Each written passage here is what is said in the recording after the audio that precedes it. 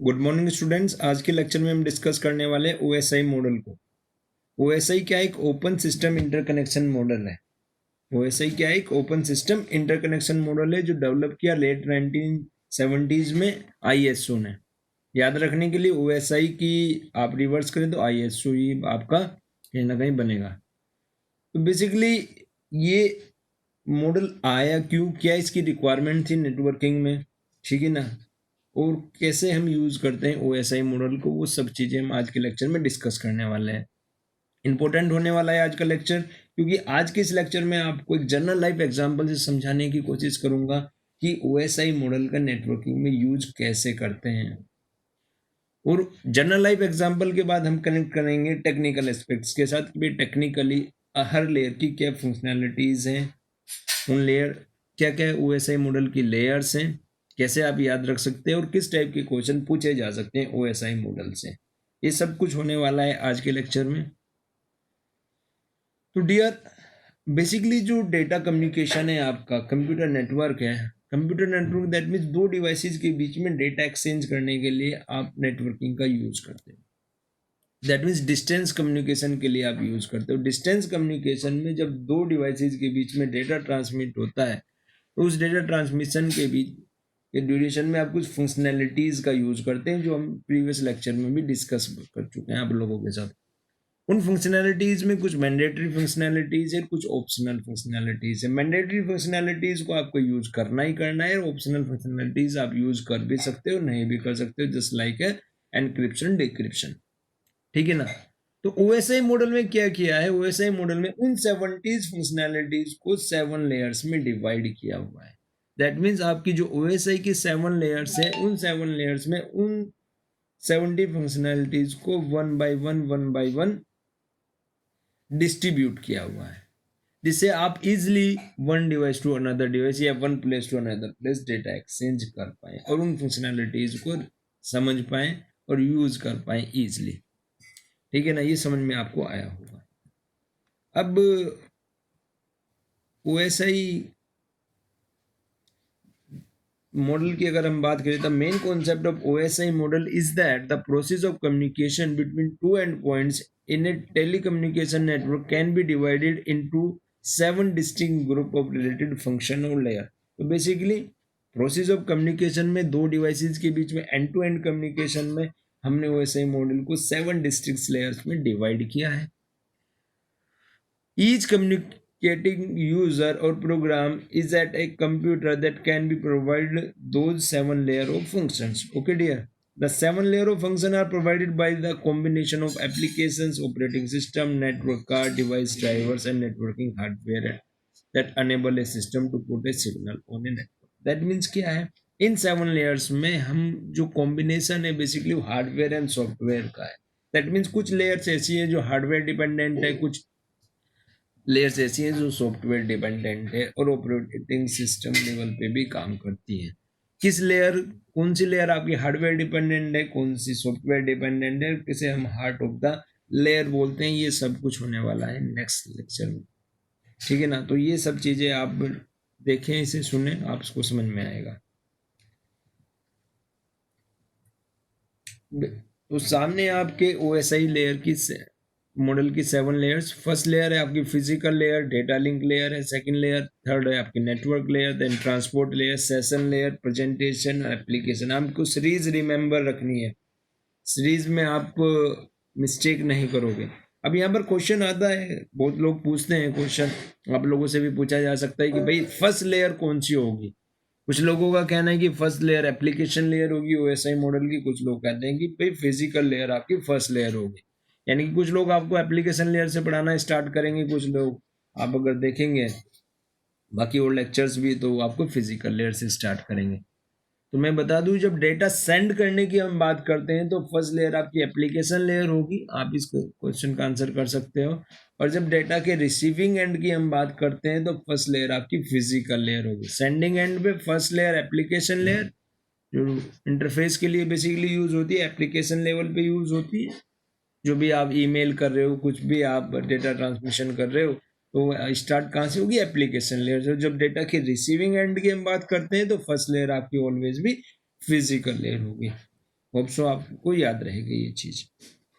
एक पॉइंट भी मैंने लिखा है, आप इसे याद भी रख सकते हो। With the help of this all people seems to need data processing. अगर आपको सीरीज रिमेंबर नहीं रहती, वैसे एक दो बार इस स्टडी करोगे और जब आप होल सब्जेक्ट पढ़ लोगे तो डेफिनेटली आप इस सीरीज को करेक्ट आप एक्सप्लेन या बोल पाओगे या बता पाओगे। विदाउट टाइम वेस्टिंग मैं आप लोगों को बताता हूँ कि भाई OSI मॉडल का रियल लाइफ में हम कैसे यूज करते हैं। एक real life scenario, real life example से हम समझने की कोशिश करते हैं OSI मॉडल है क्या।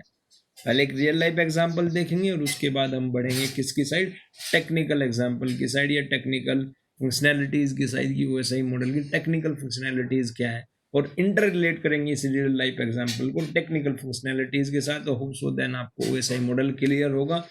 और थर्ड स्टेप में हम one by one her layer को डिस्कस करेंगे इंडिविजुअली उसकी फंक्शनैलिटीज के साथ। ओके डियर, तो स्टार्ट करते हैं। सपोज करो फॉर एग्जांपल मेरे पास दो होस्ट है, होस्ट ए और होस्ट बी। होस्ट ए को मैंने एक कंपनी माना है जो देहरादून के अंदर है, और होस्ट बी को मैंने माना है एक कंपनी है जो आपकी दिल्ली के अंदर है। अभी देहरादून की कंपनी इस दिल्ली की कंपनी को कोई डेटा ट्रांसमिट करना चाहती है, तो यहाँ पर सपोज करो ये आपका होस्ट ए है जो आपकी देहरादून की कंपनी है, इसका एक CEO है जो एलियंस उसका नाम है। एप्लीकेशन लेयर में मैंने बोला एलियंस उसका नाम है। जब डेटा सेंडिंग की बात करते हैं तो स्टार्ट होगा एप्लीकेशन लेयर से, मैंने अभी बताया आप लोगों को। ये एलिस क्या करना चाहता है, इसके पास 4000 पेज हैं अपने रिटर्न में लिखे हुए, और ये इन्हें ट्रांसमिट करना चाहता है किसे, ये ट्रांसमिट करना चाहता है इसे उस कंपनी को जो आपकी दिल्ली के अंदर है, जिसे मैंने होस्ट भी बोला है यहाँ पर। अब इसने अपनी कंपनी के एक एम्प्लॉय हैं पवन, उन्हें बोला कि भाई मेरे ही 4000 पेजेस हैं, इन्हें दिल्ली की उस कंपनी को आप ट्रांसमिट कर दो, बहुत इंपॉर्टेंट पेज है और शाम तक पहुंच जानी चाहिए। सुना ठीक है सर मैं ट्रांसमिट कराता हूँ। तो पवन जो प्रेजेंटेशन लेयर पे पवन देखता है भाई ये जो पेजेस हैं तो फ्रेंच लैंग्वेज में सर ने लिखे हुए हैं, फ्रेंच लैंग्वेज में राइट है, और जो सामने वाली कंपनी है दिल्ली में वो तो इंडियन है और वो तो इंग्लिश जानते हैं उसकी CEO साहब, तो उनके लिए अगर ये पेज भेज भी दिए तो अंडरस्टैंडेबल करना डिफिकल्ट होगा। तो उसने क्या कर दिया, उन्हें ट्रांसलेट कर दिया इंग्लिश में। ठीक है डियर, प्रेजेंटेशन लेयर पे उसने क्या किया, पवन ने उन्हें ट्रांसलेट कर दिया उनकी अप्रोप्रिएट लैंग्वेज में, जिसके लिए वो अंडरस्टैंडेबल इजिली हो सके। अब पवन ने अपनी ही कंपनी में जो एम्प्लॉय सेशन लेयर पे बैठे हुए थे सुमित को बोला कि भाई ये सर ने 4000 पेजेस दिए हैं, मैंने इन्हें ट्रांसलेट कर दिया, आप इन्हें ये डेली जाने आज शाम तक और आप इन्हें ट्रांसमिट करा दो। उसने कहा ठीक है सर मैं करा देता हूँ। अब सेशन लेयर पे बैठे सुमित ने क्या किया, अपना फोन उठाया और उस कंपनी को सीधा कनेक्ट किया अपने लेवल के एम्प्लॉय को, ठीक है ना, उस कंपनी में, और बोला कि भाई आपकी कंपनी आज क्या खुली हुई है, जी हाँ सर ओपन है आज, तो भाई शाम तक हमारे कुछ 4000 पेजेस हैं जो हमारे CEO साहब ने भेजे हैं आप लोगों के लिए, आप प्लीज़ उन्हें रिसीव कर लीजिएगा। और आपकी कंपनी किस टाइम तक खुलेगी, सर शाम 8 बजे तक। ठीक है, तो उस टाइम तक तो पहुंच जाएंगे। ठीक है, उनके बीच में दैट मीन्स एक कनेक्शन स्टेबलाइज हो गया आप दोनों कंपनीज के बीच में उस डेटा को रिसीव करने के लिए और ट्रांसमिट करने के लिए। अब सेशन लेयर में बैठे सुमित ने ट्रांसपोर्ट लेयर पे बैठे हुए तरुण को बोला कि भाई ये 4000 पेजेस हैं, मैंने सामने वाली कंपनी को बोल दिए ये आज शाम तक का ट्रांसमिट होने हैं और आप इन्हें ट्रांसमिट करा दीजिए। सुना ठीक है सर मैं करा देता हूँ। उसने 4000 पेजेस को देखा कि हाँ 4000 पेजेस है, बहुत ज़्यादा है। तो तरुण ने क्या किया कि भाई मैं इन्हें एक साथ भेजूंगा, यानी कि एक ही बंडल में भेजूंगा, और ये पूरा बंडल लॉस हो गया तो बड़ी प्रॉब्लम होगी। तो उसने क्या किया, उन 4000 पेजेस के 1000 के 4 बंडल बना दिए।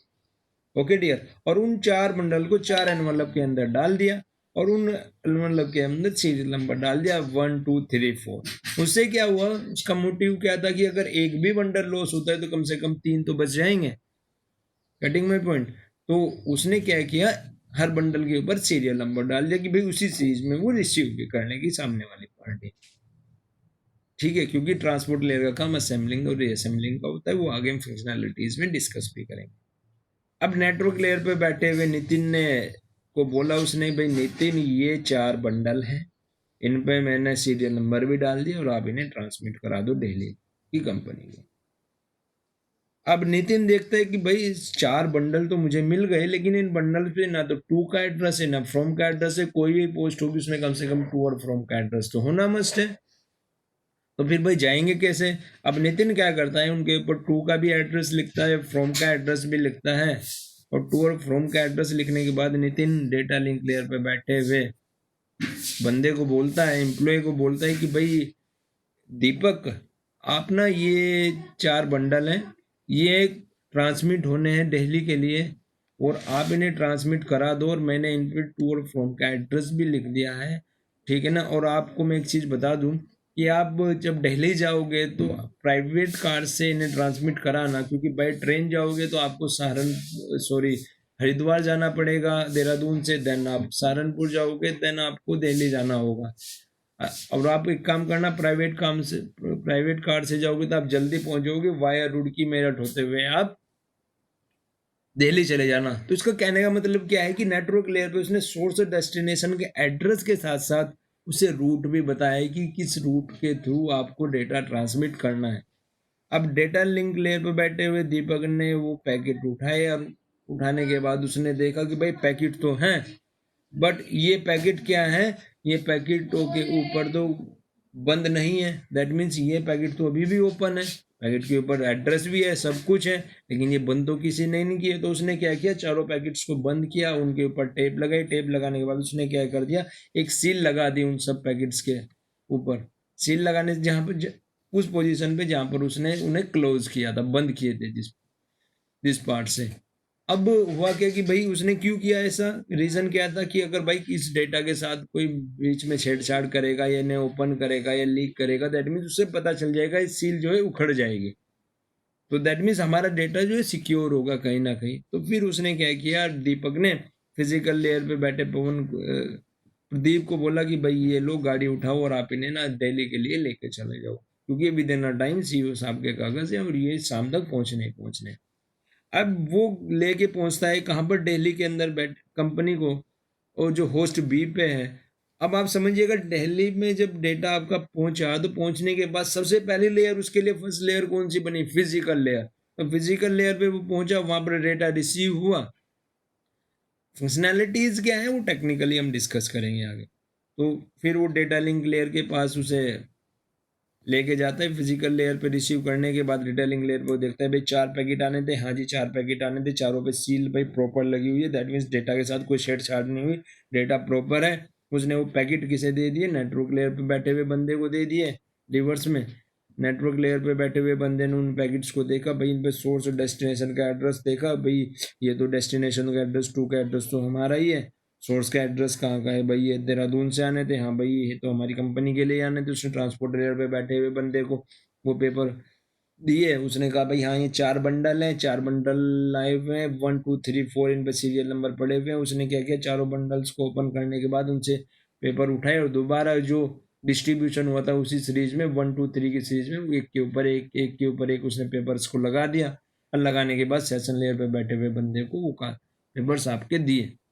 उसने कहा भाई ये तो कहाँ सुबह फ़ोन आया था, भाई सुबह के कनेक्शन बने हुए हैं और ये डेटा तो रिसीव हो गया। अब उसने क्या किया, उस फ़ोन उठाया और मिलाया फ़ोन उस कंपनी को, भाई जो आपने पेपर भेजने थे वो पेपर हमें रिसीव हो गए। गेटिंग रिसीव होने के बाद उन्होंने कहा भाई अब कनेक्शन हम ब्रेक कर सकते हैं।